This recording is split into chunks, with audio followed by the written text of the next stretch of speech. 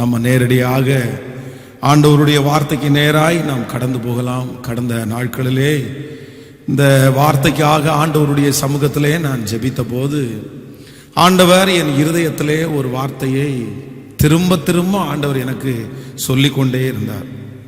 நம்ம நடந்து கொண்டிருக்கிற 21 நாள் முழங்கால் யுத்த ஜெபத்திலே ஆண்டவர் இந்த வார்த்தையை குறித்து ஒரு நாள் பேசினார். ஆனால் திரும்பவும் என் மனதிலே இந்த வார்த்தையை குறித்து பேசும்படியாக ஆண்டவர் ஒரு பெரிய உந்துதலை ஆண்டவர் தந்தார். அதனால் ஆண்டவர் பேசுறதற்கு நம்முடைய மனதை ஏவார். ஆனால் அது நிச்சயமாகவே யாரோ ஒருத்தருக்காக ஆண்டவர் பேசுவார்னு நான் நம்புகிறேன். இந்த வார்த்தையை நாம் தெளிவாய் கவனமாய் நாம் கேட்கும்படியாய் உங்களை அன்போடு கேட்கிறேன்.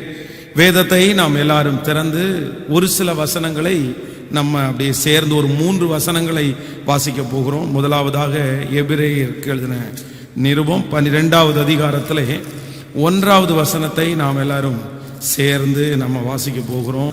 ஆகையால் மேகம் போன்ற இத்தனை திரளான சாட்சிகள் நம்மை சூழ்ந்து கொண்டிருக்க பாரமான யாவற்றையும் நம்மை சுற்றி நெருங்கி நிற்கிற பாவத்தையும் தள்ளிவிட்டு விசுவாசத்தை துவக்கிறவரும் முடிக்கிறவருமாய் இருக்கிற இயேசுவை நோக்கி நமக்கு நியமித்திருக்கிற ஓட்டத்தில் பொறுமையோடே ஓடக்கடவோம். இன்னொரு விசை கூட வாசிக்கலாம். ஆகையால் மேகம் போன்ற இத்தனை திரளான சாட்சிகள் நம்மை சுற்றி சூழ்ந்து கொண்டிருக்க பாரமான யாவற்றையும் நம்மை நெருங்கி நிற்கிற பாவத்தையும் தள்ளிவிட்டு விசுவாசத்தை துவக்கிறவரும் முடிக்கிறவருமாய் இருக்கிற இயேசுவை நோக்கி நமக்கு நியமித்திருக்கிற ஓட்டத்தில் பொறுமையோடே ஓடக்கடவோம். இன்னொரு வசனத்தை கூட நம்ம வாசிக்க போகிறோம். நீதிமொழிகள் 25ஆம் அதிகாரத்தை நாம் எடுத்துக்கொள்வோம். நீதிமொழிகள் 25வது அதிகாரத்திலே 15வது வசனத்தை நாம் எல்லாரும் சேர்ந்து நம்ம வாசிக்க போகிறோம். நீதிமொழிகள் 25வது அதிகாரத்திலே 15வது வசனத்தை நம்ம வாசிக்க போகிறோம். 25:15வது வசனத்தை, நீண்ட பொறுமையினால் பிரபுவையும் சம்மதிக்க பண்ணலாம், இனிய நாவு எலும்பையும் நொறுக்கும். நீண்ட பொறுமையினால் பிரபுவையும் சம்மதிக்க பண்ணலாம். ஆண்டவருடைய பிள்ளைகளே, இந்த வாசித்த இந்த வசனத்திலே ஆவியானவர் தெளிவாய் எழுதி வைத்திருக்கிறார். நமக்கு நியமித்திருக்கிற ஓட்டத்தில் பொறுமையோடே ஓடக்கடவோம்.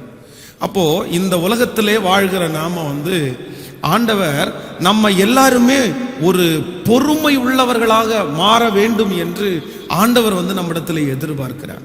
அப்படின்னா அவசரப்படாத ஒரு வாழ்க்கை வாழ வேண்டும் என்று ஆண்டவர் விரும்புகிறார். அவசரப்படுகிறதுனாலே ஒரு மனிதன் எந்த காரியத்தையும் சாதித்து விட முடியாது அப்படின்றதற்கு நீங்க வேதத்துல மிகப்பெரிய தலைவனாய் இருக்கிற மோசே ஒரு மிகப்பெரிய உதாரணமாய் இருக்கிறார். அப்போ இந்த மோசே இஸ்ரவேல் ஜனங்கள் படுகிற பாடை அவரால் தாங்க முடியல. சரி, அவங்களுக்காக எதையாவது செய்யணும் அப்படின்ற ஒரு எண்ணம் அவருக்குள்ளே எழும்பிக் கொண்டே இருக்கிறது. உடனே என்ன பண்றாரு அப்படின்னா, ஒரு எபிரேயனை ஒரு எகிப்தியன் அடிக்கிறதை பார்த்து இவருக்கு ரொம்ப கோபம் அதை பொறுமையாய் கையாளாமல், அந்த தாகம் அவருக்குள்ள இருக்கு, ஜனங்களை காப்பாற்றக்கூடிய எண்ணம் இருக்கிறது.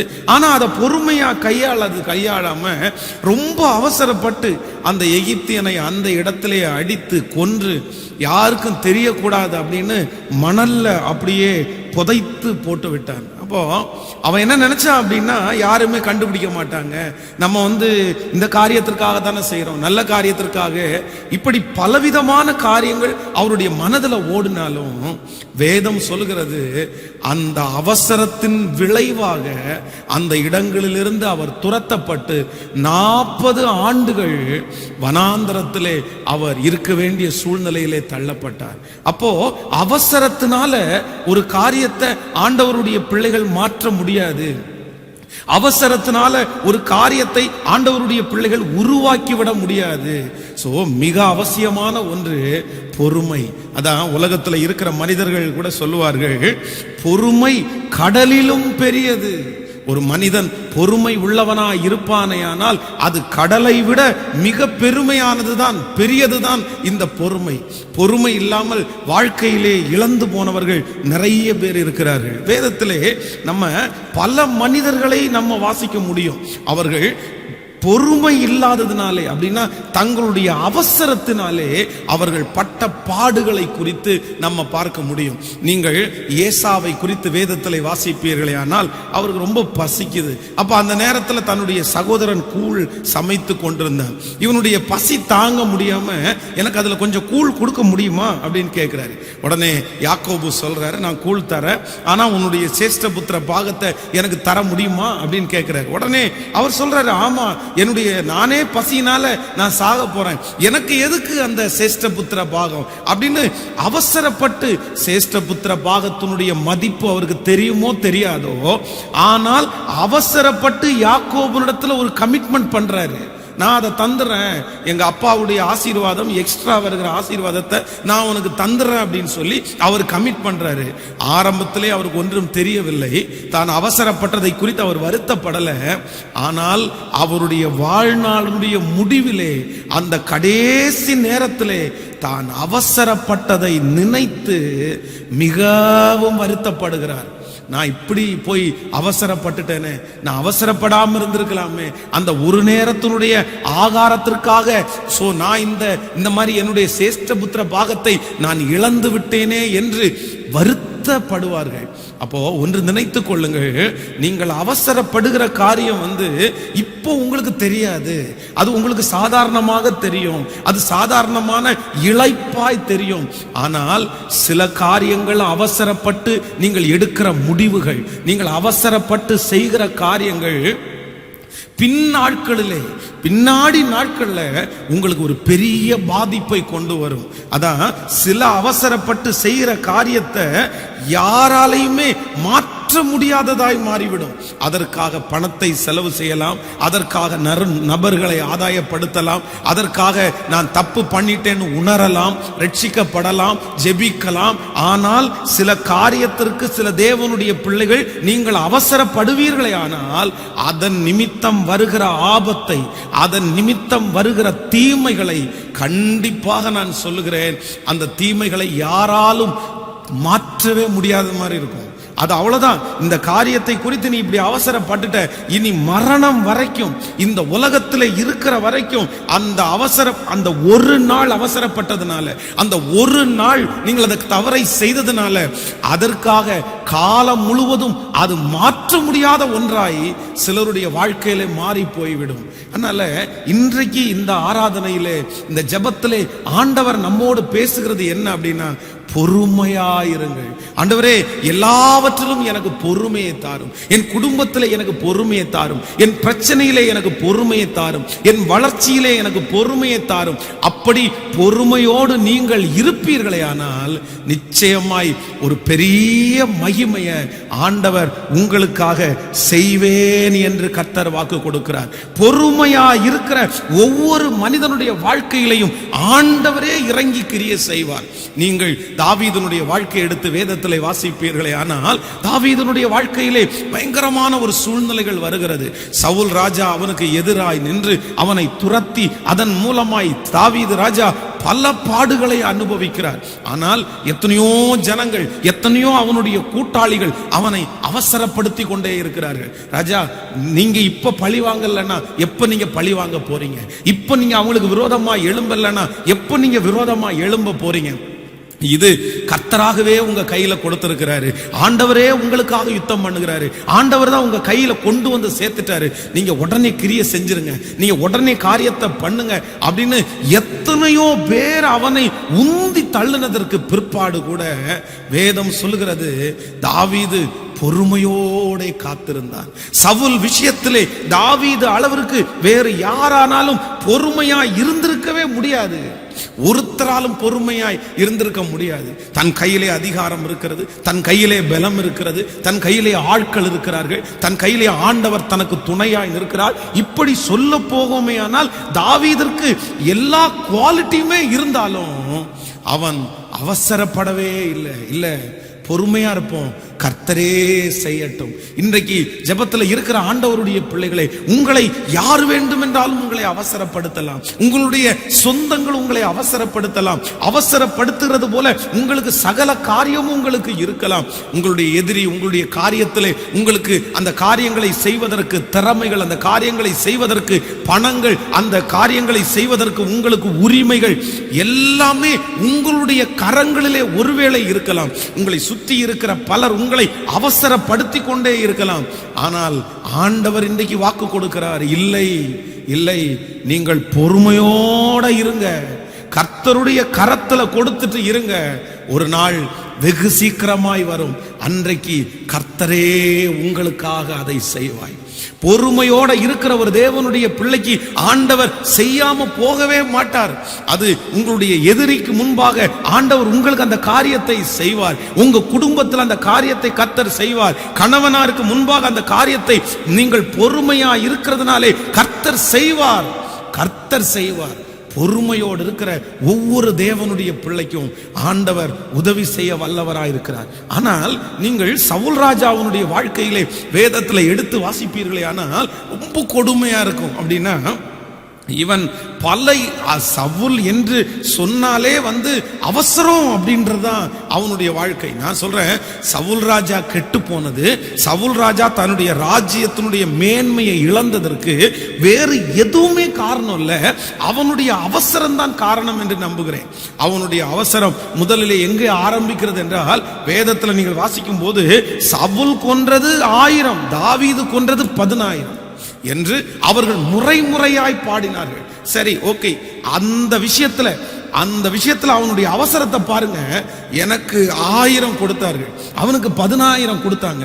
எப்படி ராஜாங்கம் மாத்திரம் தான் இனி அவனுக்கு மிச்சமா இருக்குது, வேற எதையுமே அவன் யோசிக்கல. உடனே அவசரமா ஒரு புத்தி வருது, தவறான ஒரு புத்தி அவனுக்கு செயல்படுகிறது, சிந்தையில தவறாய் மாறுகிறான்.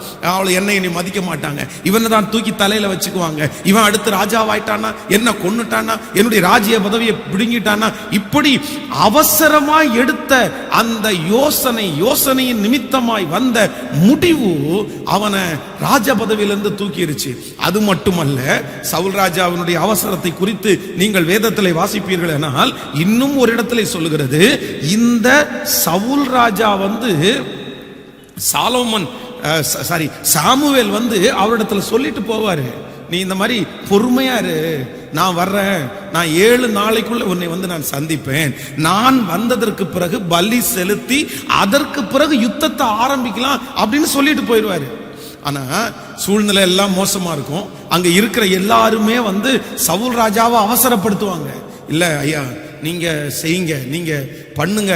நான் பாதி பேர் வீட்டுக்கு போக ஆரம்பிச்சாங்க, பாதி பேர் சோர்ந்து போயிட்டாங்க, இதுக்கு மேலேயே லேட் ஆனீங்க அப்படின்னா அவ்வளவுதான், எதிரிகள் எல்லாம் உங்களை அழிச்சிருவாங்க அப்படின்னு சுற்றி இருக்கிற சூழ்நிலை எல்லாம் அவன் அவசரப்படுத்திட்டே இருக்குது. செய்யுங்க செய்யுங்க, ஏதாவது ஒண்ணு செய்யுங்க. சாமுவேல் வர்றதுக்கு லேட் ஆயிடுச்சுன்னா என்ன பண்ணுவீங்க, அவ்வளவுதான், அவர் விட்டுட்டு போயிட்டாருன்னா என்ன பண்ணுவீங்க, இப்படியே நிறைய பேர் அவசரப்படுத்துறதுனால இந்த தேவனுடைய மனுஷனாய் இருந்த இந்த சவுல் அவசரப்பட்டுருவான். சரி பண்ணிரலாம் அப்படின்னு சொல்லி அவன் ஆட்டை கொண்டு வர சொல்லி செய்யக்கூடாத காரியத்தை தன்னுடைய ஜனங்கள் அவசரப்படுத்துறதுனால ஆண்டவர் மேல அவனுக்கு ஃபெய்த் இல்லாம, வார்த்தையின் மேல அவனுக்கு நம்பிக்கை இல்லாம அவசரப்பட்டு அப்படிப்பட்ட காரியத்தை அவன் செய்ததுனாலே வேதம் சொல்லுகிறது, அவனுடைய ராஜ்ய பாரத்தை இழக்க வேண்டிய சூழ்நிலை உண்டானது. இன்னும் நீங்கள் சொல்வீர்களே, ஆனால் தன்னுடைய மகனுடைய விஷயத்திலையும் அப்படித்தான். யாரும் ஒருத்தர் யுத்தம் முடிகிறதற்கு முன்பாக ஆகாரம் புசிக்க கூடாதுன்னு சவுல் ராஜா ஆணையிட்டார், கட்டளை பிறப்பிட்டார். இது தன்னுடைய மகனுக்கு தெரியாது. அவன் போய் பெரிய யுத்தத்தை முடித்து அவனாலே ஒரு மிகப்பெரிய ரட்சிப்பு உண்டாகிறது. ஆனா அவசரப்பட்டு சொல்றான் பாருங்க, அது என் மகனா இருந்தாலும் நான் அவனை கொல்லாம விட மாட்டேன்.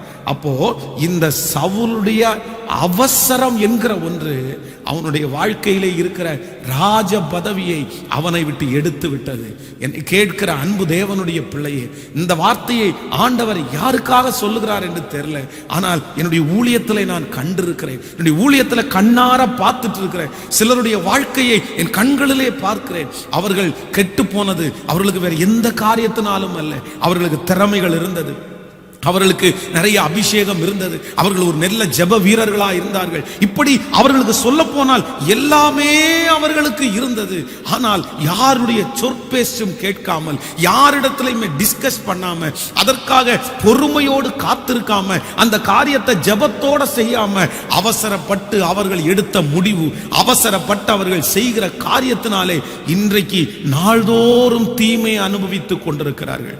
ஒவ்வொரு நாளும் அழுகிறார்கள். ஒவ்வொரு நாளும் அதற்காக வருத்தப்படுகிறார்கள். ஐயோ, யாராவது விடுதலையாக்க முடியுமா, என்னை யாராவது இதுல இருந்து மாற்ற முடியுமா அப்படின்னு கெஞ்சுகிறார்கள். ஆனால் அவர்கள் அவசரப்பட்டு எடுத்த முடிவு அது ஒரு நாளுக்குரியதல்ல, அவர்களுடைய வாழ்க்கைக்கே உரிய முடிவா இருக்கிறதுனால இன்றும் அந்த பிரச்சனை அவர்களை தொடர்ந்து கொண்டிருக்கிறது என் கண்களால் பார்க்கிறேன். அதனால ஆதங்கத்தோடு மன துக்கத்தோடு இன்றைக்கு உங்களிடத்துல ஷேர் பண்றேன். இதை ஒரு வாலிப தம்பி கேட்டுக்கொண்டிருக்கலாம், ஒரு வாலிப தங்கச்சி கேட்டுக்கொண்டிருக்கலாம், ஒரு தகப்பனார் கேட்டுக்கொண்டிருக்கலாம், ஒரு தாயார் கேட்டுக்கொண்டிருக்கலாம். சிஸ்டர், பிரதர், உங்களை அவசரப்படுத்தி கொண்டே இருக்கலாம். நீ இந்த மாதிரி ஒரு முடிவு எடு அப்படின்னு சுற்றி இருக்கிற ஜனங்கள் எல்லாம் சொல்லலாம். உன்னுடைய மாமிசம் சொல்லிக்கொண்டே இருக்கலாம். என்ன அவன் என்ன பெரிய ஆளா, அவன் என்ன இப்படியா இப்படி என்னமோ ஒரு காரியம் உங்களுக்குள்ள வந்து, இல்ல நான் ஒரு முடிவு எடுக்கணும். எத்தனை நாள் நான் பொறுமையா போறது, எத்தனை நாள் நான் பொறுத்திருக்கிறது, இதுக்கு மேலே என்னால பொறுத்திருக்க முடியாது, இதுக்கு மேலே என்னால அமைதியா இருக்க முடியாது, நான் எழும்பி நிக்கலன்னா சரி வராது, நான் இந்த காரியத்திற்கு எதிர்த்து நிற்கலன்னா அவ்வளவுதான் அப்படின்னு உங்களுடைய இருதயங்களிலே பொங்கி கொண்டு வரலாம். ஆனால் கர்த்தருடைய ஆவியானவர் இன்றைக்கு பலிபீடத்திலிருந்து சொல்லுகிறார், நானே உனக்காக செய்வேன். மகளே, நீ பொறுமையாயிரு, நான் உனக்காக செய்வேன். மகனே, நீ பொறுமையாயிரு, நானே உனக்காக செய்வேன். நான் கண்ணிருந்தும் காணாதவர் அல்ல, நான் காதிருந்தும் கேட்காதவர் அல்ல. நீ போகிற வழியை நான் அறிந்திருக்கிறேன், நீ பண்ணுகிற காரியத்தை நான் அறிந்திருக்கிறேன், உன் சூழ்நிலைகளை நான் அறிந்திருக்கிறேன், உன் பிரச்சனையை நான் அறிந்திருக்கிறேன், நீ இடைவிடாமல் பிரயாசப்படுகிறதை நான் அறிந்திருக்கிறேன், நீ படுகிற அவமானம், நிந்தை அனைத்தையும் நான் அறிந்திருக்கிறேன்.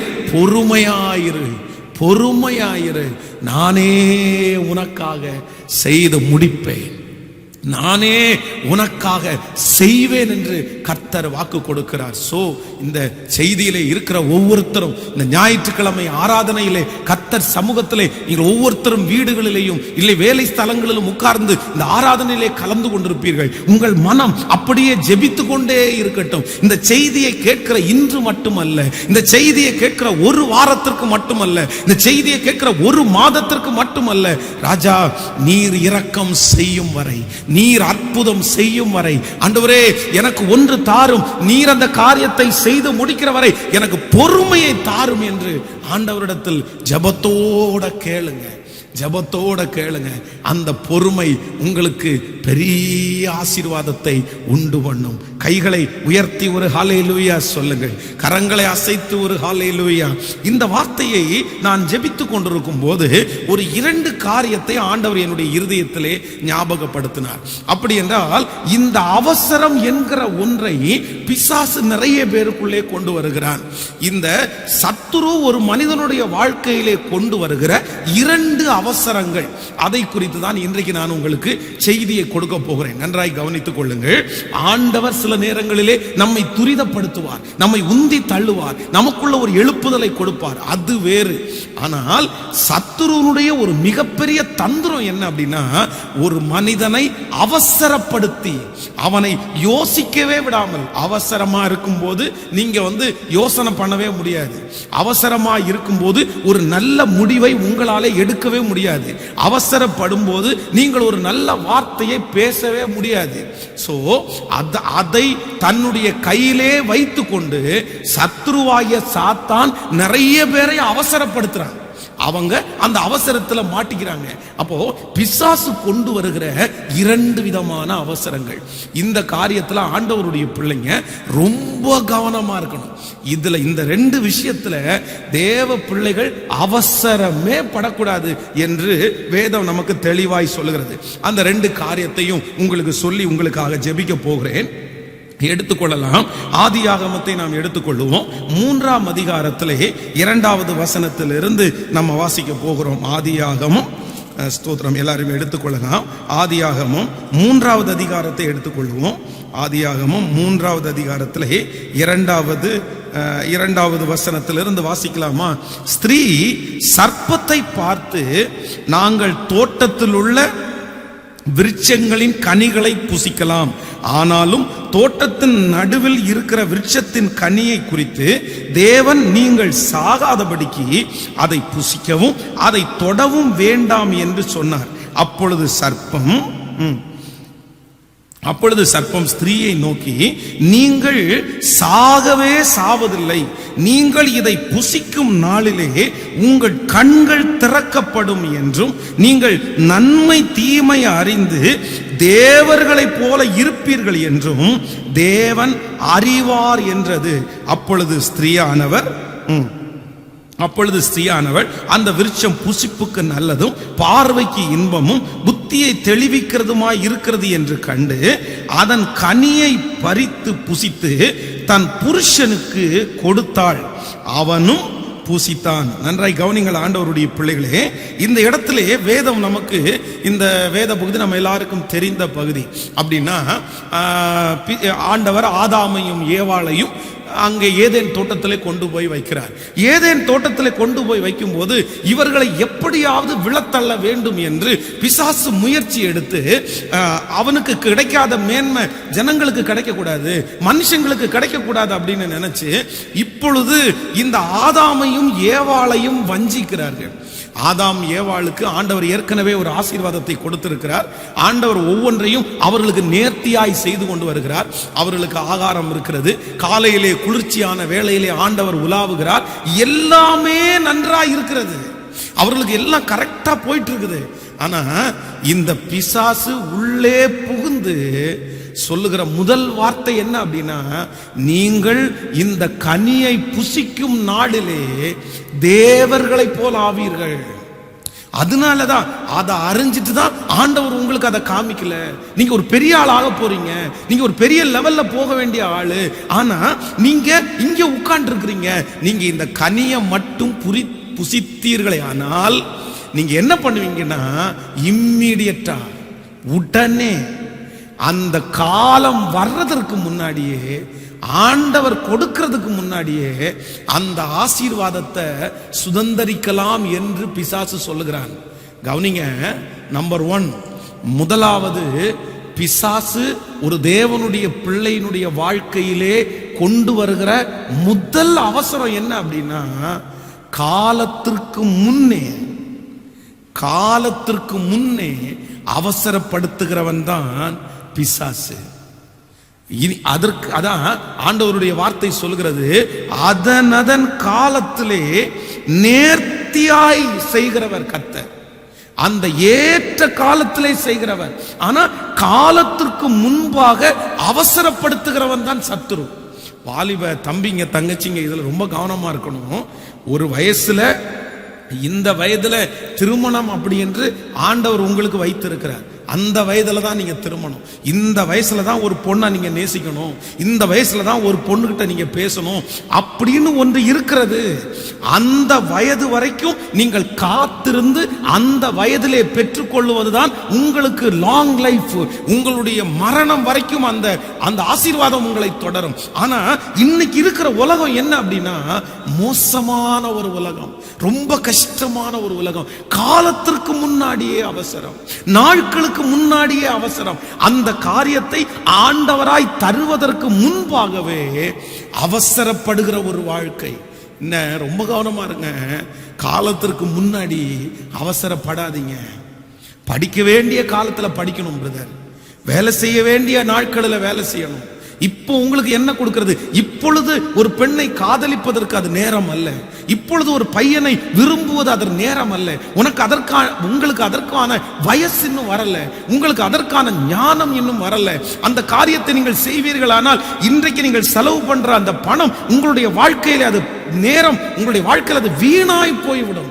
இப்படிதான் பிசாசு நிறைய பேருடைய வாழ்க்கைக்குள்ள, நல்ல நல்ல தம்பிங்க, நல்ல நல்ல தங்கச்சிங்களுடைய வாழ்க்கையில பிசாசு புகுந்து காலத்துக்கு முன்னாடி 5 வருஷம் தாண்டி பண்ண போற கல்யாணத்திற்கு இன்னைக்கு ஏங்க பேசணும், 10 வருஷம் தாண்டி பண்ண போகிற விஷயத்துக்கு இன்னைக்கு ஏங்க அதை பேசணும்?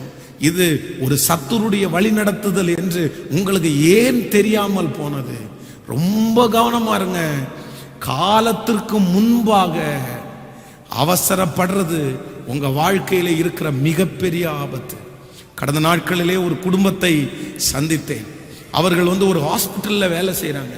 அவங்க ரொம்ப துக்கத்தோடு சொன்னாங்க, பாஸ்டர், என் வேலையில எனக்கு எந்த கஷ்டமும் இல்லை, எனக்கு ஆண்டவர் நல்ல வேலையை கொடுத்திருக்கிறார், எல்லாருக்கும் முன்னாடி நல்ல மதிப்பை மரியாதையை கொடுத்திருக்கிறார். ஆனா அந்த வேலைக்கு போறதுக்கு ஒவ்வொரு நாளும் துக்கமா இருக்குது. ஏன் அப்படின்னா, இதுக்கு முன்னாடி அந்த ஹாஸ்பிட்டல்ல கரு கலைக்கிறதற்காக வருகிறவர்கள் ரொம்ப குறைவா இருந்தாங்க. எப்பாவது ஒரு டைம் ஏதோ ஒரு பிரச்சனை இல்லை, உள்ளுக்குள்ள குழந்தைங்க அந்த பாட்டு சரியில்லை, இந்த பாட்டு சரியில்லை அப்படின்னு தான் கரு கலைக்கிறதுக்கு வருவார்கள். ஆனா இப்போ ரெகுலரா டெய்லி யாராவது ஒருத்தர் கரு கலைக்கிறதற்காக வருகிறாங்க. சின்ன பிள்ளைங்க வர்றாங்க, வாலிபர்கள் வருகிறாங்க. ஐயோ ரொம்ப கஷ்டமா இருக்கு, எனக்கு அங்க போறதுக்கே பிடிக்கல, எனக்காக ஜெபம் பண்ணுங்க அப்படின்னாங்க. இன்னைக்கு இருக்கிற நிறைய பிள்ளைகள் இதுல கவனமா இருக்கணும். தங்கச்சி, உன் வாழ்க்கைய அவசரப்பட்டு, காலத்திற்கு முன்பாய் அவசரப்பட்டு உன் வாழ்க்கைய அழிச்சுக்காத. வாழ்க்கையில இருக்கிற எதை இழந்தாலும் நீ திரும்ப பெற்றுக்கொள்ள முடியும். தம்பி, உன் வாழ்க்கையில எதை இழந்தாலும் நீ திரும்பி பெற்றுக்கொள்ள முடியும். ஆனால் உன்னுடைய கற்பை நீ இழப்பாயானால், உன்னுடைய கற்பனை இழப்பாயானால் மரணம் வரைக்கும் உன்னால அந்த இழப்பை சரி கட்டவே முடியாது. இன்றைக்கு ரொம்ப ட்ரெண்ட் ஆகி போச்சு. திருமணத்திற்கு முன்பாக தவறு செய்யலாம், திருமணத்திற்கு முன்பாக ஒன்றாய் வீடு எடுத்து தங்கலாம். பாருங்க, பெங்களூர் இப்படிப்பட்ட சிட்டிகளில் பார்ப்பீர்களே ஆனால் எல்லாம் கல்யாணத்திற்கு முன்பாகவே ஆணும் பெண்ணும் ஒரு ஆபீஸ்ல வேலை பார்த்துட்டு ஒரு வீட்டிலே தங்கி கொள்ளுகிறார்கள். எப்படி பேரண்ட்ஸ் இதை அனுமதிக்கிறாங்கன்னு தெரியல, எப்படி பேரண்ட்ஸ் இதை விடுறாங்க. சில பேரண்ட்ஸ் அதை குறித்து பையன் போய் அந்த கேர்ளோட நானும் ஒன்னாதான் தங்கிட்டு இருக்கோம் அப்படின்னு சொல்றத அவங்க ஒரு பெரிய பொருட்டா எடுக்கிறது இல்லை. எங்க அக்கா தான், எங்க தங்கச்சி தான், எங்க சிஸ்டர் தான், நாங்க அப்படியெல்லாம் ஒரே வீட்டில் இருக்கிறோம், ஆனா நாங்க ரொம்ப கரெக்டா இருக்கோம் இப்படின்னெல்லாம் நிறைய பேரண்ட்ஸ் கூட அதை கண்டிக்கிறது இல்லை. நான் என்னை பொறுத்த வரைக்கும் நான் கர்த்தருடைய ஊழியக்காரனாய் சொல்லுகிறேன், இல்லை இல்லை, உன்னுடைய யாருக்குமே தெரியாமல் உன்னுடைய கற்பை நீ இழப்பாயானால், உன்னுடைய கற்பை இழந்ததனுடைய பலனை நீ அனுபவிக்க வேண்டிய சூழ்நிலையிலே தள்ளப்படுவாய். அதை திரும்ப மன்னிப்பு கேட்கலாம், கர்த்தர் உன்னை மன்னிக்கலாம், உனக்கு எல்லா ஆசீர்வாதமும் திரும்ப வரலாம். ஆனால் மரணம் வரைக்கும் உன்னுடைய கற்பை இழந்த அந்த பாவம் உன் மனசுல திரும்ப திரும்ப தொட்டுட்டே இருக்கும். சோ பிசாசுனுடைய ஒரு மிகப்பெரிய தந்திரம் என்ன அப்படின்னா, உன்னை காலத்திற்கு முன்பாகவே அவசரப்படுத்துவான், காலத்திற்கு முன்பாகவே அவசரப்படுத்துவான், அந்த நாளுக்கு முன்பாகவே உன்னை அவசரப்படுத்துவான், அந்த வருஷத்திற்கு முன்பாகவே உன்னை அவசரப்படுத்துவான். நீ இப்போ இதை செய்ய வேண்டிய அவசியம் இல்லை அப்படின்னு அவன் உனக்கு சொல்ல மாட்டான். நான் கேட்கிறேன், இந்த ஜெபத்துல இருக்கிற யாரோ ஒருத்தருக்கு தான் கர்த்தர் பேசுறாரு. நீ இந்த வயசுல இந்த காரியத்தை செஞ்சு நீ என்ன பண்ண போறீங்க? இந்த நாட்களிலே இந்த காரியத்தை செய்து நீங்கள் என்ன பண்ண போறீங்க? அதான் நான் முன்பு சொன்னது மாதிரி 5 வருடம் 10 வருடத்திற்கு பின்பாக நடக்க போகிற ஒரு காரியத்திற்காக இப்பவே நீ ஏன் அது நடக்கும் சிஸ்டர், பிரதர், அது நடக்கும், மகன் அது நடக்கும், அது நடக்கும். ஆண்டவர் வச்சிருப்பாரு, ஏற்ற காரியத்தை கர்த்தர் செய்வார்.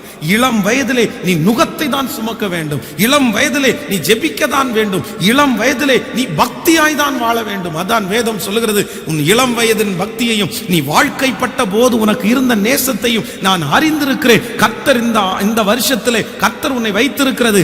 10th படிக்கிறீங்களா, +2 படிக்கிறீங்களா, காலேஜ் படிக்கிறீங்களா, இந்த நாட்களில் ஆண்டவர் உங்களை எதற்காக வைத்திருக்காருன்னா, அவரோடு இணைய, அவரோடு பேச, அவரோடு பழக.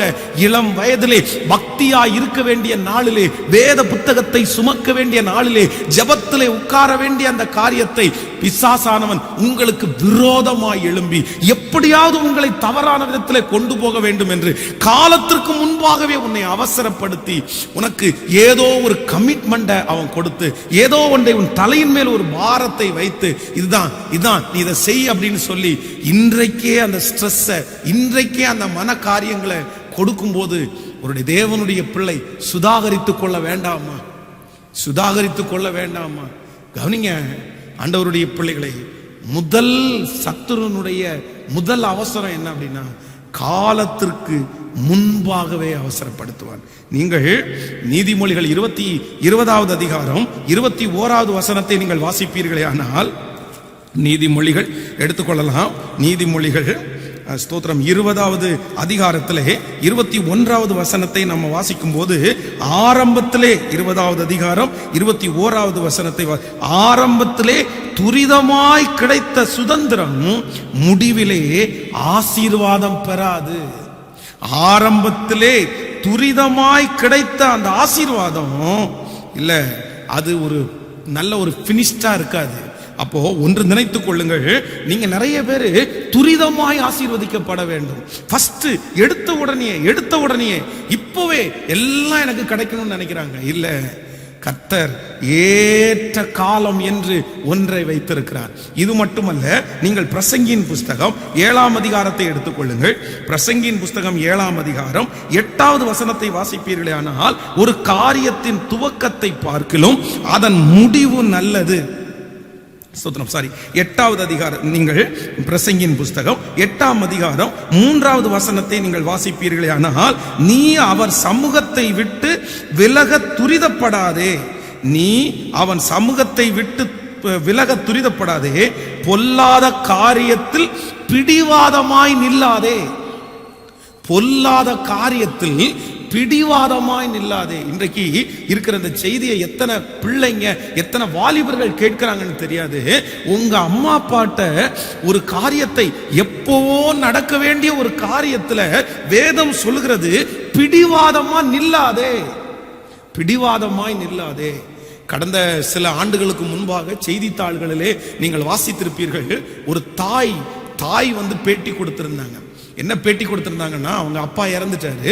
அவங்க அப்பா இறந்ததுல தனக்கு இருக்கிற ஒரே பையனை அவங்க ரொம்ப செல்லமா வளர்த்தாங்க. அவன் கேட்கறது எல்லாத்தையுமே வாங்கி கொடுத்தாங்க.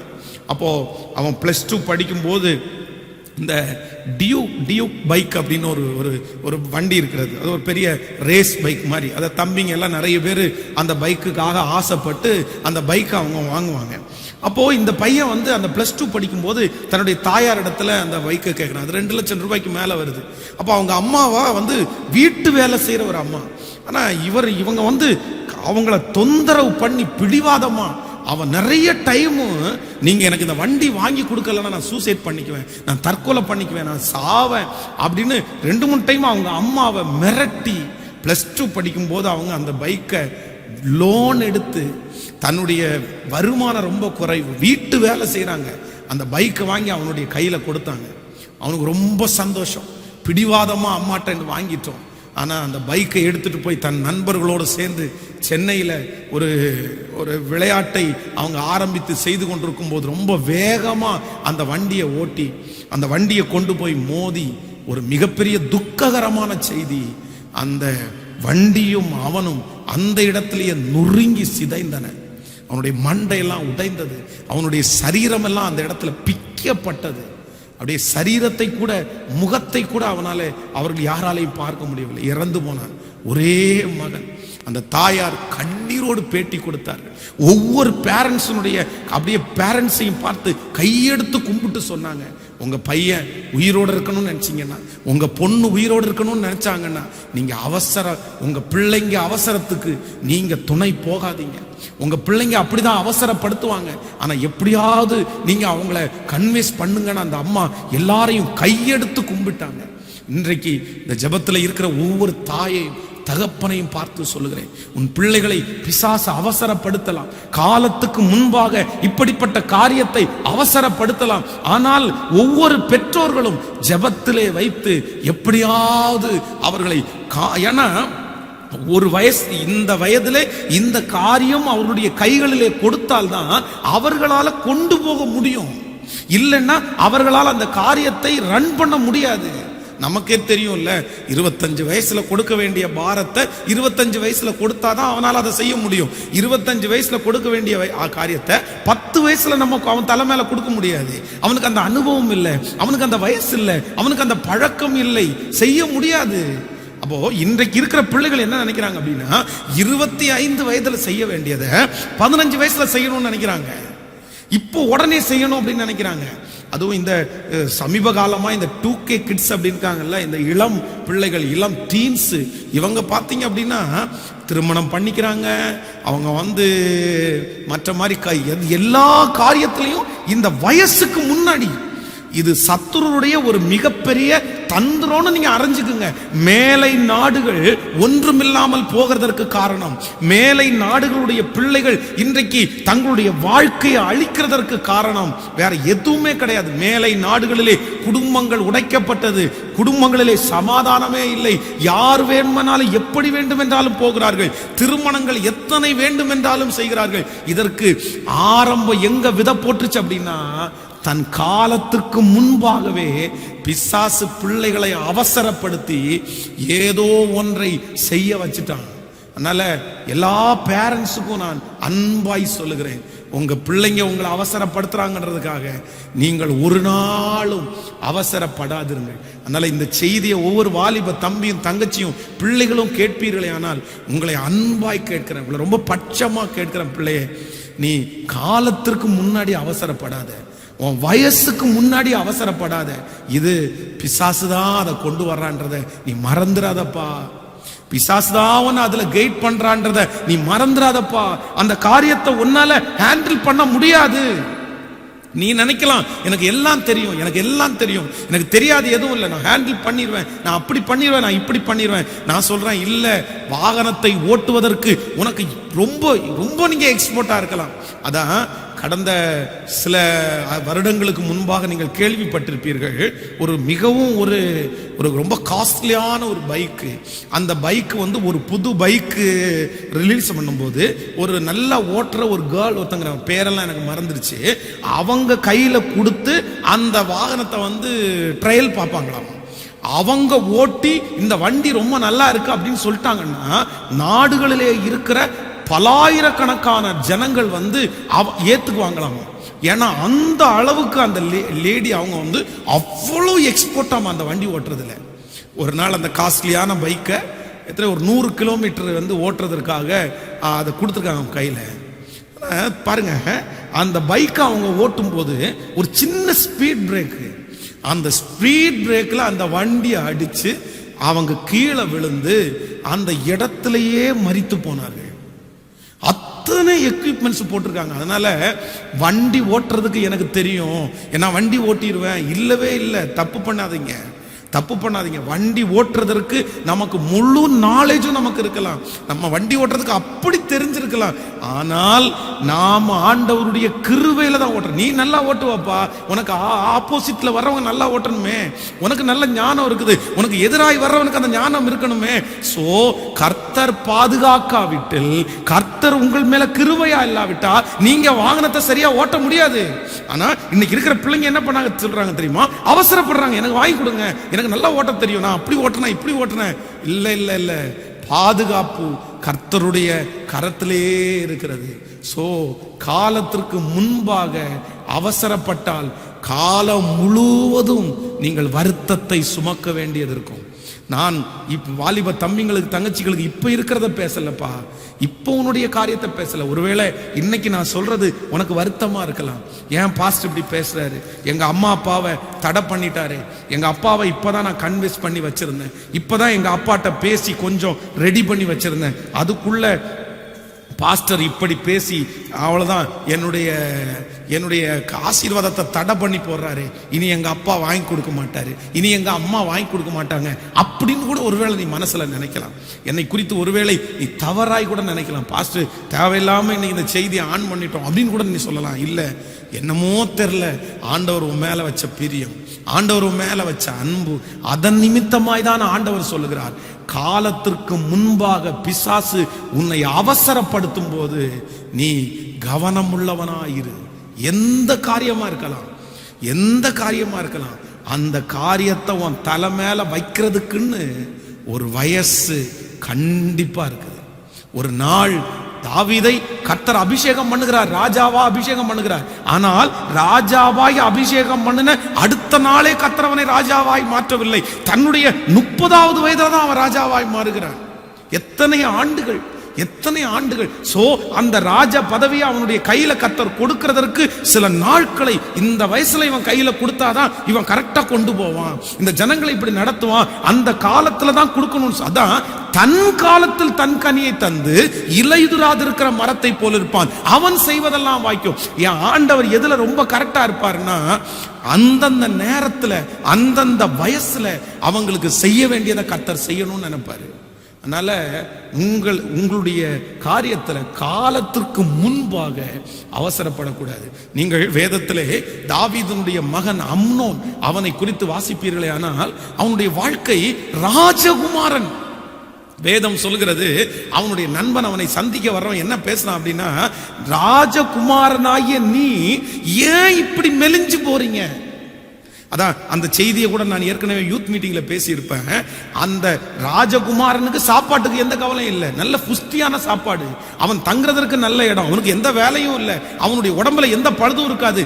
ஆனால் ராஜகுமாரனாகிய அவன் மெலிஞ்சு போறதுக்கு என்ன காரணம் அப்படின்னா, காலத்திற்கு முன்பாக ஒரு பெண்ணை அடைய வேண்டும் என்கிற எண்ணம் அவனை உருக்கிருச்சு. அப்படியே அவனை உருக்கி. நீங்க அம்னோனுடைய சாப்டரை நீங்க வாசிங்க, அவசரப்படுகிற ஒவ்வொரு தேவனுடைய பிள்ளையும் அம்னோனுடைய சாப்டரை வாசிங்க. அவசரப்படுகிற ஒவ்வொரு வாலிப தம்பியும் தங்கச்சியும் அம்னோனுடைய சாப்டரை வாசிப்பா. அம்னோனுடைய வாழ்க்கையில அவசரம், காலத்திற்கு முன்பாக அவசரம் என்கிற ஒன்று வந்ததுனாலே அடைய வேண்டிய காரியத்தை, திருமணமாகி முறைப்படி வயது வரும்போது அந்த கல்யாணமாகி அவன் அடைய வேண்டிய காரியங்கள் இருக்கிறது. என்னென்ன அவன் செய்யணுமோ எல்லாத்தையும் கர்த்தர் வைத்திருக்கிறார். அது நேர்த்தியாய் கர்த்தர் அவங்களுக்கு நடத்துவார். காலத்திற்கு முன்னாடி ஒரு பொண்ணை அடையணும், அதுவும் சொந்த தங்கச்சியை அடையணும்னு அவன் நினைச்சதுனால அவனுடைய வாழ்க்கையில வந்த இழப்பு, ராஜகுமாரன் என்கிற காரியத்திலிருந்து தள்ளப்பட்டான். படிப்படியா அவனுக்கு தோல்வி வந்து கடைசியில துன்மார்க்கன் சாகிறது போல இளம் வயதிலேயே செத்தே போயிட்டாங்க, மரணம் அடைஞ்சிட்டாங்க. அவனை கொன்னுட்டாங்க. ஒரு ராஜாவுடைய பிள்ளை ஒரு துன்மார்க்கன் சாகிறது போல செத்தான். காரணம் வேற ஒன்றும் இல்லை, ஒன்னே ஒண்ணுதான் பிரதர் சிஸ்டர், ஒன்னே ஒண்ணுதான். காலத்திற்கு முன்பாக அவசரப்பட்ட ஒரே ஒரு காரணத்திற்காக அவன் உயிரே போயிருச்சு. நானும் என் கண்ணுக்கு முன்னாடி பார்த்துருக்கிறேன். காலத்திற்கு முன்பாக அவசரப்பட்ட நிறைய பேர் தங்களுடைய வாழ்க்கையினுடைய உயிரே போயிட்டாங்க. உயிரே போயிடுச்சு, உயிரே போயிடுச்சு, இறந்துட்டாங்க. இல்லை இல்லை, ஏன்னா வயசுக்கு மிஞ்சிய ஆசை, வயசுக்கு மிஞ்சிய ஆசை. இது யார் கொடுக்கறதுன்னா சத்துரு அப்படியே உந்தி தள்ளிட்டே இருப்பான். அப்சலோம் மரித்து போனான்.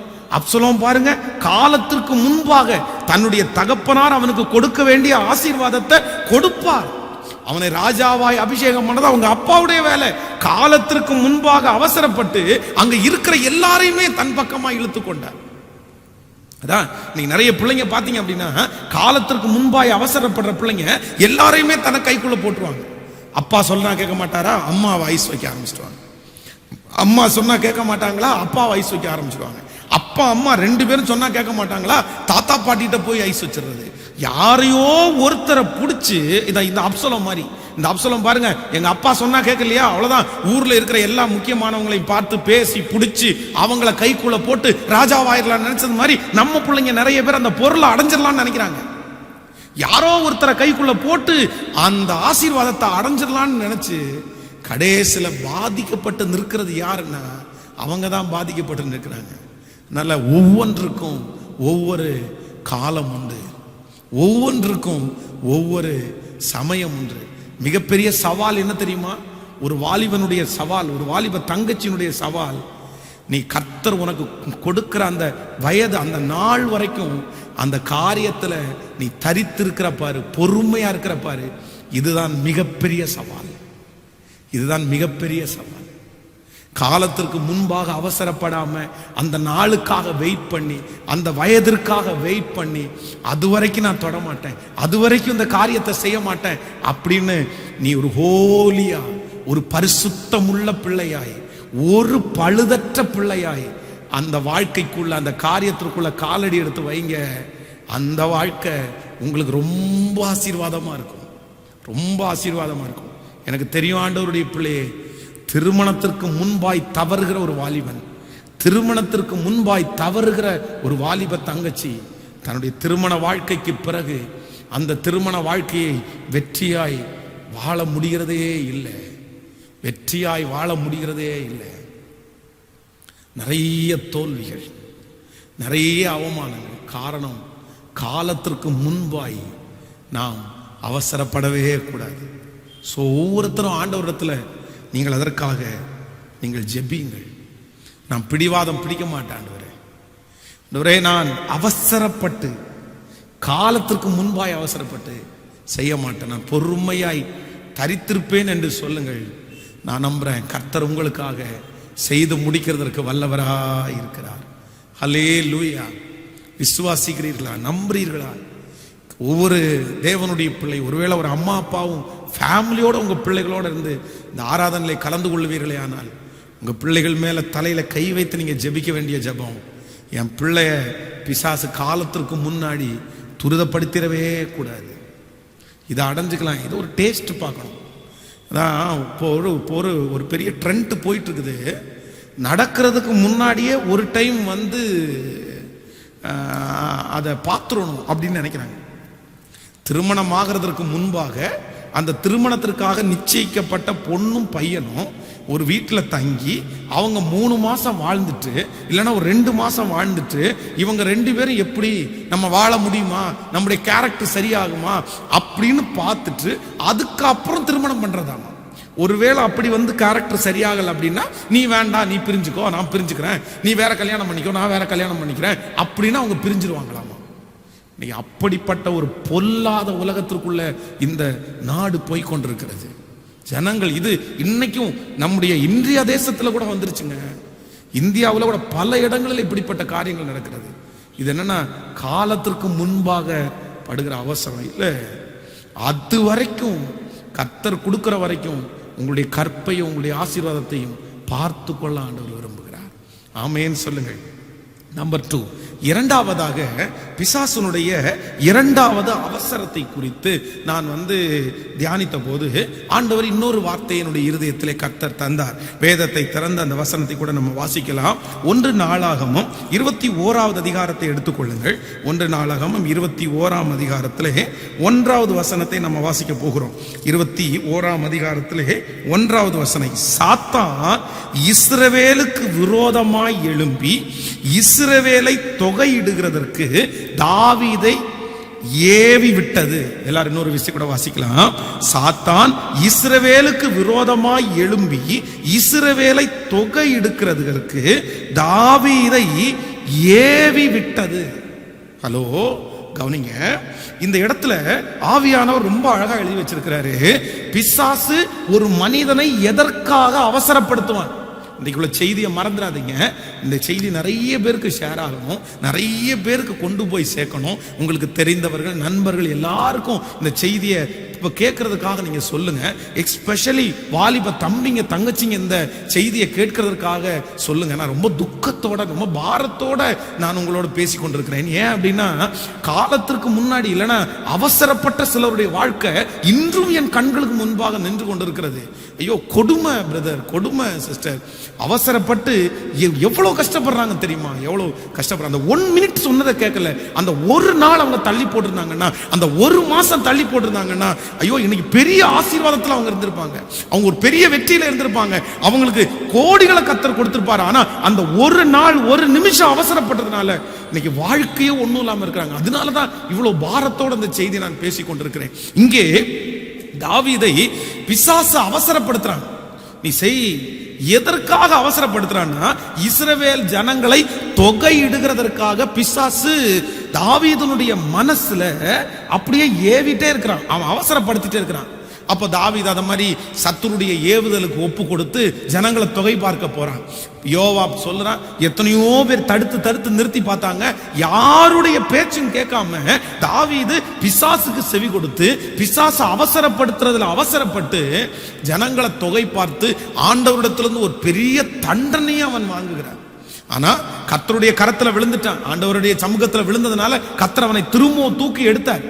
நான் கொடிய இடுக்கணில் அகப்பட்டிருக்கிறேன், பிசாசனுடைய பேச்சை கேட்டு நான் அவசரப்பட்டுட்டேன், என்னை மன்னிச்சிருங்க ஆண்டவரே. கர்த்தர் சமூகத்தில் விழுந்த உடனே ஆண்டவர் அந்த தீங்குக்காய் மனஸ்தாபப்பட்டு அதை நிறுத்தினார். இரண்டாவது, எதற்காக பிசாசு இந்த இடத்துல அவசரப்படுத்துறான் அப்படின்னா, தான் பெரிய ஆள் ஆக வேண்டும், தான் காலத்திற்கு முன்பாக ஆசீர்வதிக்கப்பட வேண்டும்.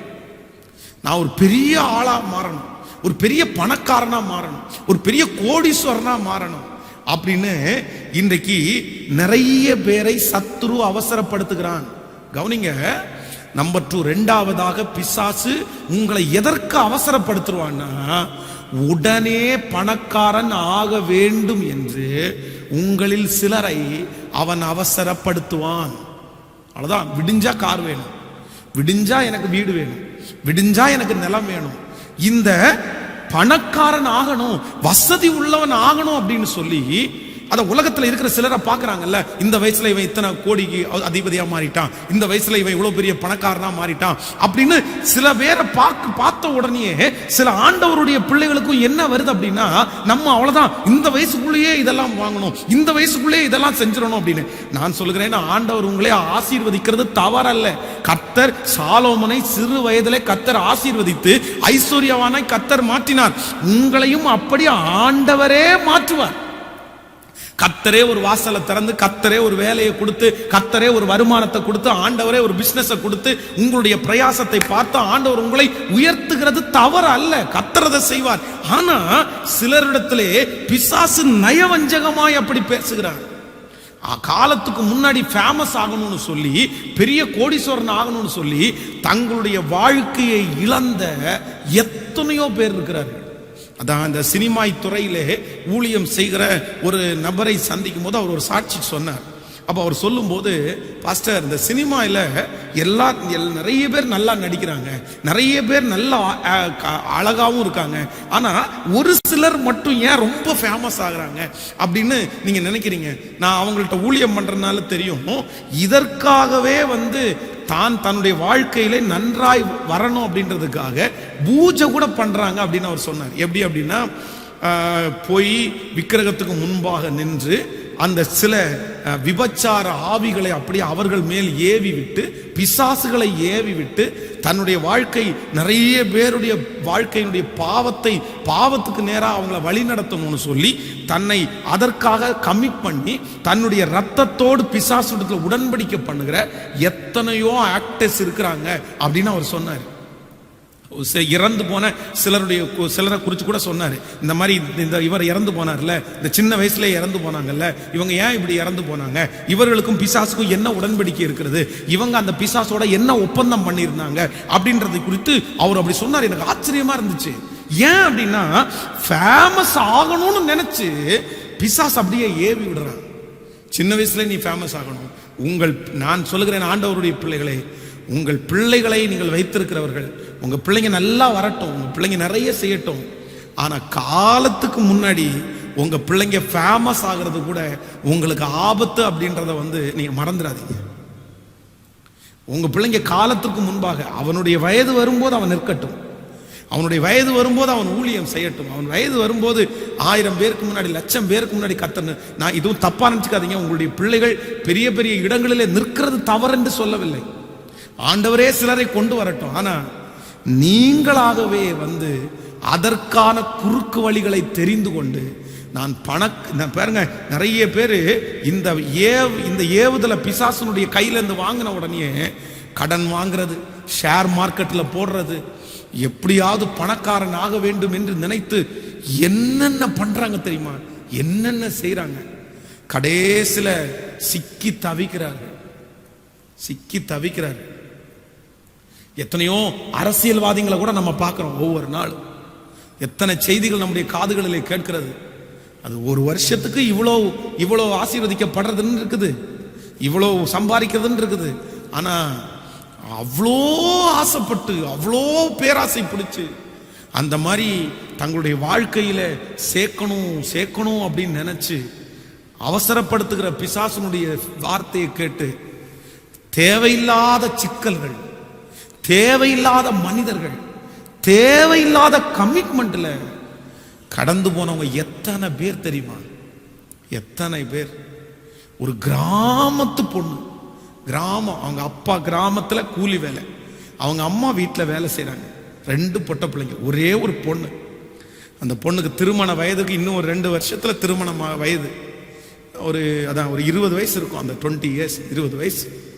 20 வயசுல அந்த பொண்ணு என்கிட்ட வந்து ஒரு ஜெப குறிப்புக்காக அழுறா.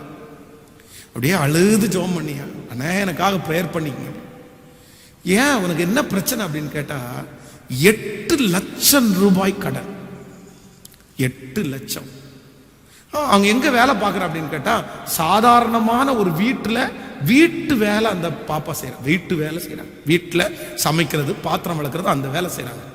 எவ்வளவு சம்பளம்னு கேட்டா 8000 ரூபாய் சம்பளம். 8000 ரூபாய் சம்பளம் வாங்குற ஒரு பொண்ணுக்கு 20 வயசுல 8 லட்சம் ரூபாய் கடன்.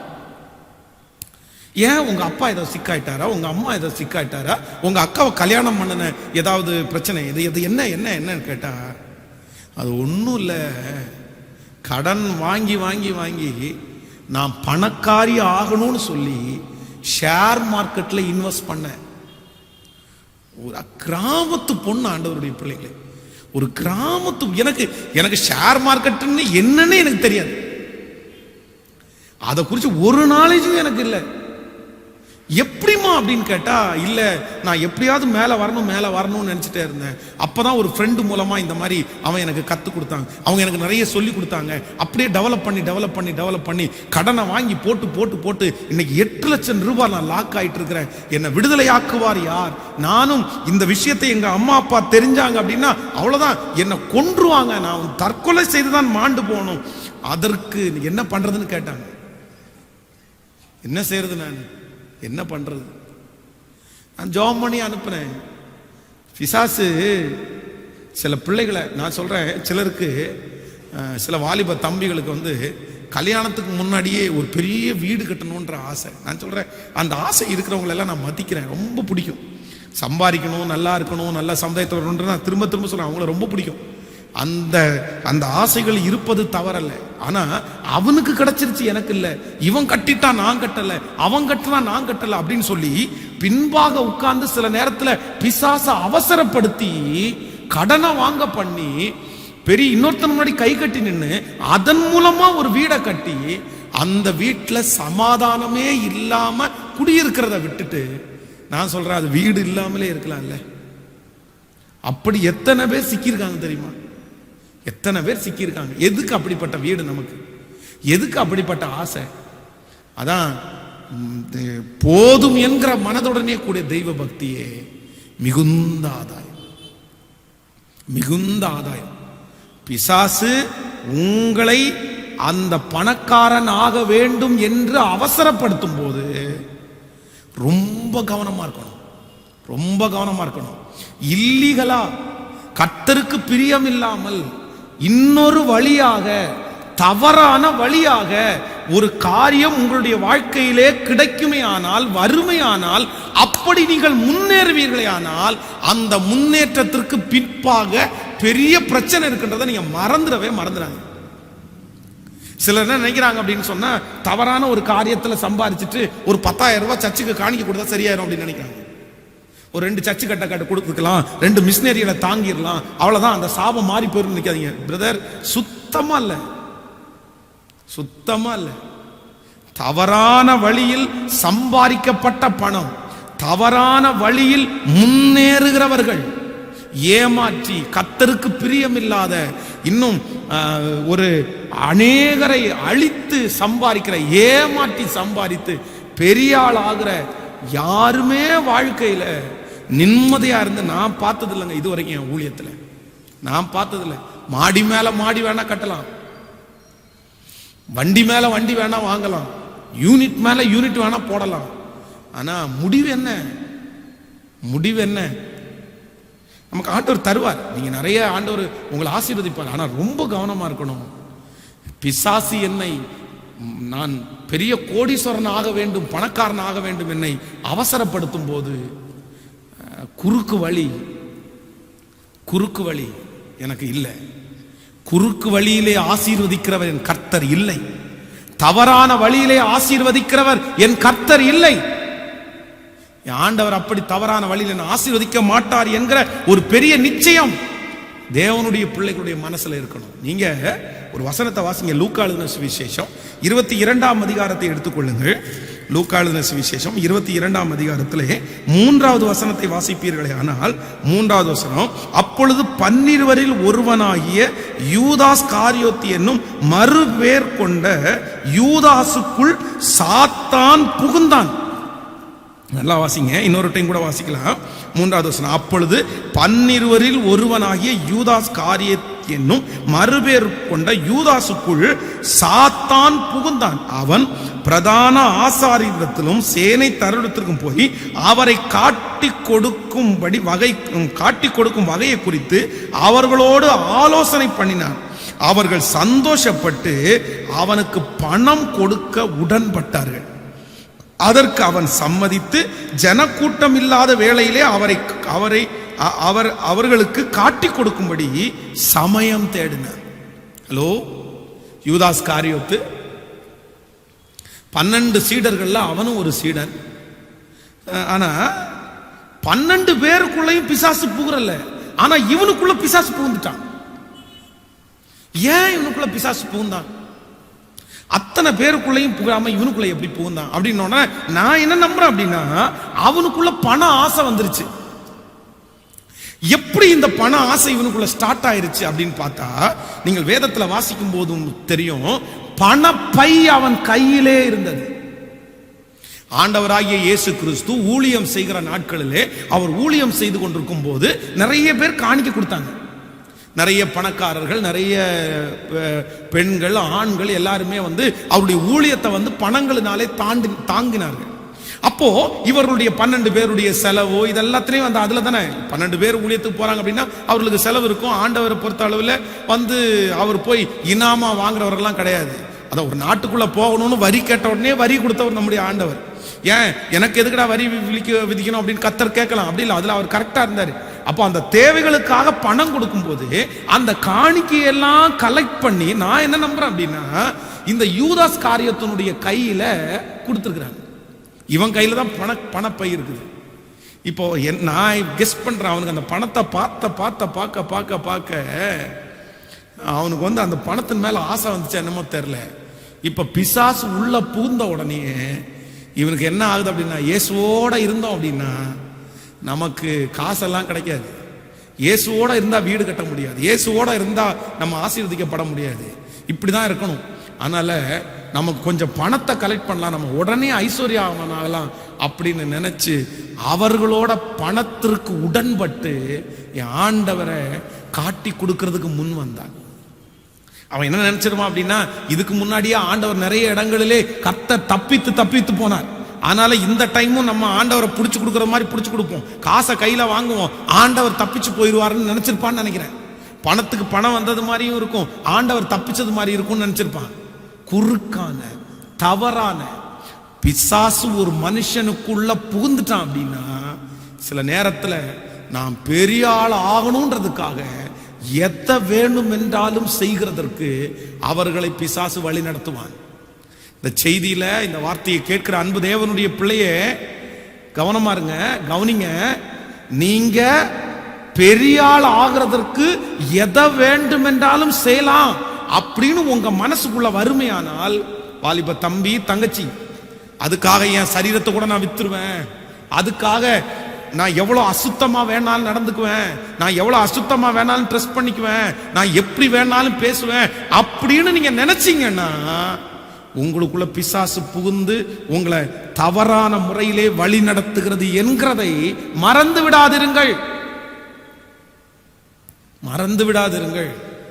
Be careful. நம்ம சத்துரு வழி நடத்துறதுக்கு விடக்கூடாது. கோயம்புத்தூர் பட்டணத்திலே கடந்த நாட்களிலே நீங்கள் எத்தனை பேர் இந்த நியூஸை கேள்விப்பட்டிருப்பீங்கன்னு தெரியல. தன்னுடைய கணவனார் மிகவும் கஷ்டப்படுறார் அப்படின்னு நினைச்சு திடீர்னு எப்படியாவது பணம் சம்பாதிக்கணும்னு ஆசை வரும்போது பக்கத்து வீட்டில் இருக்கிற ஒரு சகோதரி, வீட்டுக்கு பக்கத்தில் இருக்கிறவங்க, உனக்கு டெய்லி 500 ரூபா கிடைக்கும், உனக்கு டெய்லி 1000 ரூபாய் கிடைக்கும், நீ அரை மணி நேரம் ஒருத்தர்கிட்ட ஸ்பெண்ட் பண்ணா போதும் அப்படின்னு சொல்லி அவங்கள தவறா வழி நடத்தி ஒரு நபருடைய கையில சிக்கி ஒரு விபச்சார கும்பலிலே அந்த அம்மா, நல்ல குடும்பத்து பெண்ணு, அந்த விபச்சார கும்பலிடத்துல சிக்கி ஒவ்வொரு நாளும் பணத்தை வீட்டுக்குள்ள 10,000 20,000 அப்படின்னு கொண்டு வந்து கணவனாரும் என்ன பண்றா அப்படின்னு சொல்லி கடைசியில் அவர் போய் கம்ப்ளைண்ட் கொடுத்து, இந்த மாதிரி என் மனைவியினுடைய போக்கு சரியில்லை, நிறைய பணம் வருது, அவளுக்கு எங்கிருந்து வருதுன்னு தெரியல அப்படின்னு சொல்லி திரும்பி போலீஸ் வந்து செக் பண்ணா அந்த பணம் முழுவதும் நான் ஏன் கஷ்டப்படணும், என் கணவனார் ஏன் கஷ்டப்படணும் அப்படின்றதுக்காக தன்னுடைய சரீரத்தையே விற்று அந்த பணத்தை அவங்க சம்பாதிச்சுட்டு இருக்காங்க அப்படின்றத அவங்க சொன்னாங்க. ஆடி போயிட்டாங்க எல்லாருமே. நல்ல குடும்பத்து பெண் அவர்கள். அது மாதிரி நிறைய கணவன், நிறைய ஆண் மக்கள் பணம் சம்பாதிக்கணுன்றதுக்காக எதை வேணாலும் பண்ணலாம் அப்படின்னு நினைக்கிறது ராங், தவறு. நாம் சம்பாதிக்கிற பணம் கர்த்தருடைய ஆசீர்வாதத்தோட வரணும், ஆண்டவருடைய கையோட வரணும். அதுதான் நமக்கு ஒரு மிகப்பெரிய பிளஸிங். கைகளை உயர்த்தி ஒரு ஹல்லேலூயா சொல்லுங்க. சோ நம்ம எல்லாருமே இரண்டாவது ஒரு தீர்மானத்தை நம்ம எடுக்க போறோம். என்னன்னா, ஆண்டவரே எனக்கு ஒரு கிருபை தாங்கும், என் காலத்திற்கு முன்பாக நான் ஒரு பெரிய கோடீஸ்வரன் ஆக வேண்டும் என்கிற அந்த எண்ணம் எனக்கு வராதிருப்பதாக. நீர் என்னை ஆசீர்வதியும், நீர் என்னை உயர்த்தும், எனக்காக நீர் நிறைய காரியங்களை நீர் செய்யும். ஆனாலும் நான் காலத்திற்கு முன்னே என்ன செய்யக்கூடாதுன்னா, நான் அவசரப்படக்கூடாது. ஒரு வசனத்தை கூட நம்ம வாசிக்கலாம். நீங்கள் யோவான் எழுதின சுவிசேஷம் 13ஆம் அதிகாரத்திலே 27வது வசனம். அந்த துணிக்கையை அவன் வாங்கின பின்பு சாத்தான் அவனுக்குள்ளே புகுந்தான். அப்பொழுது இயேசு அவனை நோக்கி, நீ செய்கிறதை சீக்கிரமாய் செய்ய.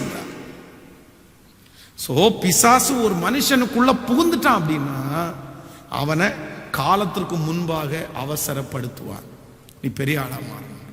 ஆமென் சொல்லுங்க. சோ இன்னைக்கு 2 காரியத்தை ஆண்டவர் உங்களோடு பேசினார். ஒரு தேவனுடைய பிள்ளை அவசரப்படக்கூடாது, பொறுமையா இருக்கணும். சோ பிசாசுனுடைய 2 அவசரங்கள். ஒன்று, முதலாவதாக அவன் நம்மளை எப்படி அவசரப்படுத்துவான்னா, காலத்திற்கு முன்னே, வயசுக்கு முன்னாடி நம்மளை அவசரப்படுத்துவான். நம்பர் 2, இரண்டாவதாக அவன் நம்ம எப்படி அவசரப்படுத்துவான் என்றால், பெரிய ஆளாகணும், ஃபேம் ஆகணும், இந்த உலகத்துல கோடீஸ்வரன் ஆகணும், அதற்காக என்ன வேண்டும் என்றாலும் செய்யலாம் அப்படின்னு நம்மை அவசரப்படுத்துவான். இதுல ஆண்டவருடைய பிள்ளைங்க ரொம்ப தெளிவா இருக்கணும்.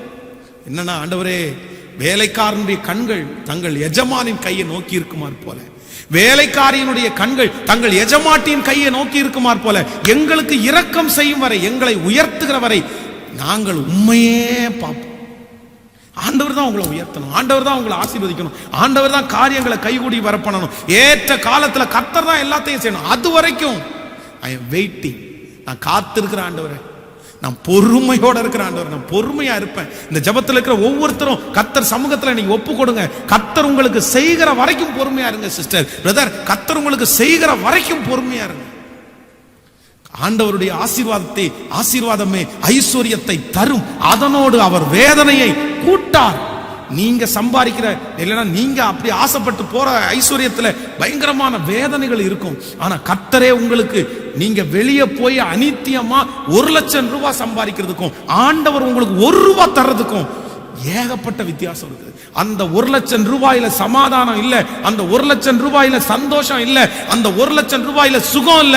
ஆனா இந்த 1,00,000 ரூபாயில சந்தோஷம், சமாதானம், சுகம் எல்லாமே உங்களுக்கு இருக்கும், எல்லாமே உங்களுக்கு இருக்கும்.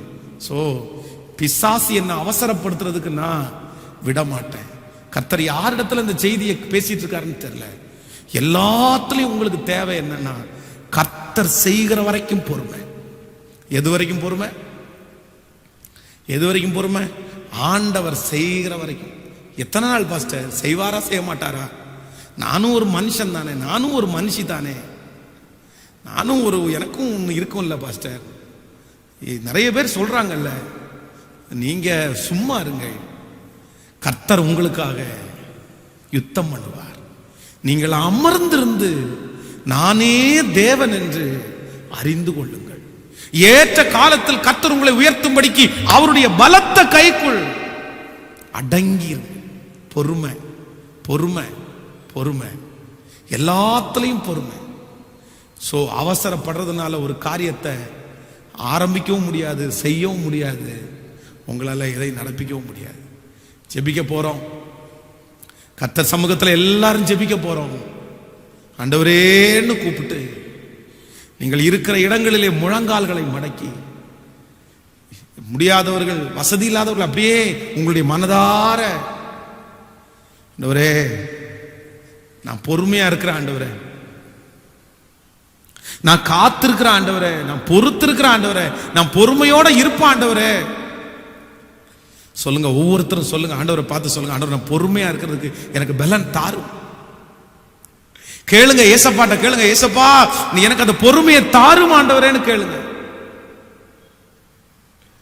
ஹல்லேலூயா, ஹல்லேலூயா, ஹல்லேலூயா. நான் அவசரப்பட்டதுனால எத்தனை இழந்தேன், நான் அவசரப்பட்டதுனால எத்தனை என் கை விட்டு போயிருச்சு. காலம் முழுவதும் நிறைய பேருடைய குமுறல் அதெல்லாம் மாறட்டும். கர்த்தர் சமூகத்துல மன்னிப்பு கேட்டு கர்த்தர் உங்களை மாற்றட்டும். தாவீதை போல நான் அவசரப்பட்டுட்டேன் ஆண்டவரேன்னு கர்த்தர் சமூகத்துல போய் விழுங்க.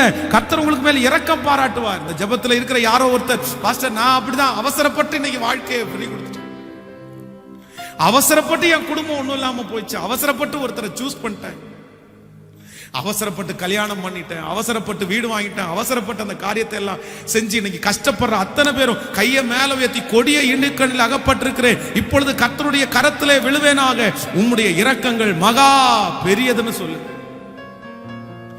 ஹல்லேலூயா. காத்தீரு, பொறுத்தீரு, கர்த்தரை நம்பீரு, காரியங்கள் வாய்க்க செய்வார். காத்தீர், பொறுத்தீர், கர்த்தரை நம்பீர், காரியங்கள் வாய்க்க செய்வார். உன் சார்பில் செயலாற்றுவார், இயேசு என் சார்பில் செயலாற்றுவார். கரங்களை தட்டி பாடுவோம். காத்தீர், பொறுத்தீர், கர்த்தரை நம்பீர், காரியங்கள் வாய்க்க செய்வார். காத்தீர், பொறுத்தீர், கர்த்தரை நம்பீர், காரியங்கள் வாய்க்க செய்வார். என் சார்பில் செயலாற்றுவார், இயேசு என் சார்பில் செயலாற்றுவார். தீயவன் செயல் குறித்து மனம் பதறாதே, தீயவன் செயல் குறித்து மனம் பதறாதே. புல்லை போல் உலர்ந்து பூவை போல் உதிர்ந்து இல்லாமல் போய்விடும், புல்லை போல் உலர்ந்து பூவை போல் உதிர்ந்து இல்லாமல் போய். சொல்லும் காத்திரே, காத்தீர், பொறுத்தீர், கர்த்தரை நம்பீர், காரியங்கள் வாய்க்க செய்வார். காத்தீர், பொறுத்தீர், கர்த்தரை நம்பீர், காரியங்கள் வாய்க்க செய்வார். உன் சார்பில் செயலாற்றுவார், இயேசு என் சார்பில். சேர்ந்து சொல்லுவோம், என் சார்பில், என் சார்பில் செயலாற்றுவார், இயேசு என் சார்பில் செயலாற்றுவார். எல்லாரும் கையை உயர்த்தி கர்த்தரிடத்துல கேளுங்க, ஆண்டவரே எனக்கு பொறுமையை தாரும். சொல்லுங்க, முழு இருதயத்தோட சொல்லுங்க, பொறுமையை தாரும் ஆண்டவரே. கேளுங்க, ஜூம் அவுட். நன்றி ஆண்டவரே, பொறுமையை தாருங்க ஆண்டவரே, பொறுமையை தாரும் ஆண்டவரே. முழு பலத்தோட கேளுங்க, ஆண்டவரே அந்த பொறுமை எனக்கு தாரும், அந்த பொறுமை எனக்கு தாரும் தாரும். பொறுமையா உட்கார்ந்து, யோசேப்பு பொறுமையா உட்கார்ந்து அதிகாரி ஆயிட்டானே, எத்தனை பேர் அவனை அவசரப்படுத்துறாங்க. ஆனா அத்தனை பேர் அவசரப்படுத்துறதுக்கு பிறகும் அவன் அவசரப்படவே இல்லையே. அவன் பொறுமையா இருந்ததுனால அவனுடைய காலம் தாண்டி போயிருச்சா? கர்த்தர் அற்புதம் செய்யாம விட்டாரா? இல்ல, ஆண்டவர் அற்புதம் செஞ்சார்ல. ஆண்டவர் அவனை தூக்கி எடுத்தார்ல. அவனை அந்த நாட்டுக்கே அதிபதியாய் மாற்றினார்ல. அந்த தேவன் தானே உங்கள் தேவன். நான் நம்புறேன், பொறுமையா இருக்கிற ஒவ்வொருத்தருக்கும் தீர்க்க தரிசனமாய் சொல்லுகிறேன், சிஸ்டர், பிரதர், கர்த்தரே செய்வார். ஆண்டவரே செய்வார், கர்த்தரே செய்வார். ஓ காத்திரு, பொறுத்தீரு, கர்த்தரே நம்பீரு, காரியங்கள் வாய்க்க செய்வார். இயேசு உன் சார்பில் செயலாற்றுவார். இயேசு என் சார்பில் செயலாற்றுவார். தகப்பனே, இந்த ஞாயிற்றுக்கிழமை ஆராதனையில திருச்சபையில நாங்க ஆராதிக்க முடியாட்டாலும் வீடுகளிலே உட்கார்ந்து ஆராதிக்கிறதுக்கு நீர் எங்களுக்கு பாராட்டின கிருபைகளுக்காக நன்றி அப்பா. இந்த ஆலயத்தில் இருக்கிற மகிமை, ஆலயத்தில் இருக்கிற பிரசன்னம் அப்படியே அந்த வீடு முழுக்க இருக்கட்டும் ஆண்டவரே. உங்க பிள்ளைகளை இந்த வாரம் முழுதும் நடத்தும். இந்த 21 நாட்களும் நடந்த இந்த முழங்கால் யுத்த ஜபத்தை ஆசீர்வாதமாக்கி கொடுத்தீரே, நன்றி. வார்த்தைகளாலே பேசினீரே, நன்றி. இன்று மாலையில நடக்கிற ஃபைனல் கடைசி நாள், 21வது நாள் செக்ஷன் ஆசீர்வதியும். நீர் எங்களோட பேசும். அந்த 21வது நாள் ஆசீர்வாதம், அந்த ஜபம் முடியும் போது பிசாசு மின்னலை போல விளட்டும் ஆண்டவரே. நன்றி அப்பா. அதுல கலந்து கொண்ட ஒவ்வொரு குடும்பங்களுக்கும் ஆசீர்வாதங்கள் வரட்டும் அப்பா. ஆண்டவரே, உம்மை தேடினவர்களுக்கும் தேடாதவர்களுக்கும் ஒரு வித்தியாசத்தை நீங்க காண்பிக்கணும் ஆண்டவரே. அடுத்த மாதம் 6ஆம் தேதியிலிருந்து 26ஆம் தேதி வரைக்கும் நடக்கிற அந்த 21 நாள் ஜெபத்தை எங்களுக்கு ஆசீர்வதித்து தாரும் ஆண்டவரே. ஆசீர்வதித்து தாரும், நல்ல வார்த்தைகளை தாரும். அதில் ஒரு பெரிய விடுதலை நாங்கள் எதிர்பார்க்கிறோம்.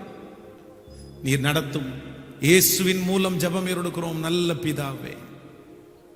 என் ஆத்துமாவே கர்த்தரை ஸ்தோத்திரி, என் முழு உள்ளமே அவர் பரிசுத்த நாமத்தை ஸ்தோத்திரி. என் ஆத்துமாவே கர்த்தரை ஸ்தோத்திரி, கர்த்தர் செய்த சகல உபகாரங்களையும் மறவாதே. நம்முடைய ஆண்டவராகிய இயேசு கிறிஸ்துவின் கிருபை, பிதாவாகிய தேவனுடைய அன்பு, பரிசுத்த ஆவியானுடைய அந்யோன்ய ஐக்கியம் நம்ம நீரோடும் இன்றும் என்றும் சதா காலம் கூட இருப்பதாக. Amen. Hallelujah, hallelujah. Praise the lord. கர்த்தர் உங்களை ஆசீர்வதிப்பார்.